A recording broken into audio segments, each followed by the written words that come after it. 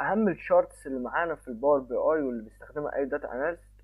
اول شارت عندنا هو الكارد او الكي بي اي، وده الاهم على الاطلاق لانه بيعرض رقم واحد.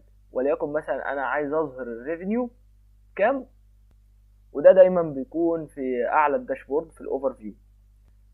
تاني تشارت معانا وهو الكولوم شارت او البار شارت، وهما زي بعض، حيث ان انت هنا بتقارن بين فئات مع الامثله. يعني مثلا السيلز باي كاتيجوري او الاوردرز باي كانتري زي كده. يعني مثلا انا عايز اعرض الكاتيجوري بالكوانتيتي اللي ممكن الكولوم هي.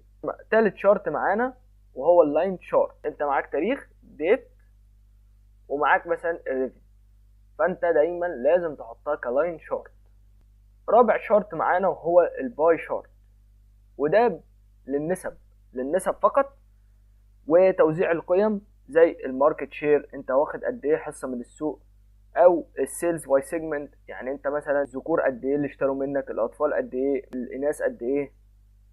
فانت استخدمه لو عدد الاقسام اقل من 5. خامس شرط معانا وهو التيبل او الماتريكس، وده للتحليل التفصيلي وعرض الداتا بالتفصيل. يعني مثلا انت حطيت الكاتيجوري كده وحطيت قصادها مين البروفيت كده، تمام. هو يعني الالكترونيكس خد كذا، ومش عارف الفرنتشر خد كذا، تحليل تفصيلي وبيديك التوتال في الاخر.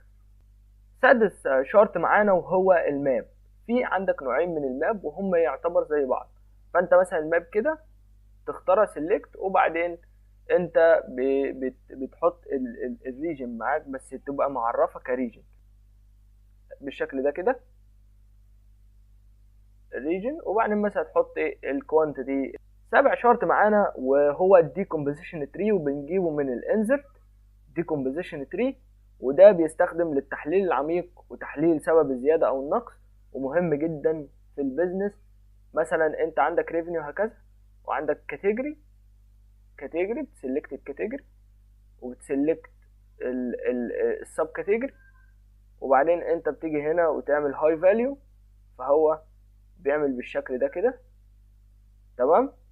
وبعدين بيعمل لك هاي ليفل برضو بالشكل ده كده. اخر شرط معانا وهو الجيج، والجيج ده بيقيس الاداء مقابل هدف. انت بتتارجت هدف وهو بيقيس ادائك على اساس الهدف ده، وده بيكون شكله كده.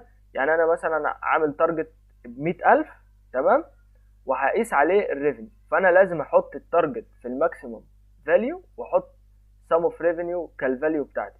فانا جبت 63 من اصل الايه ال100,000.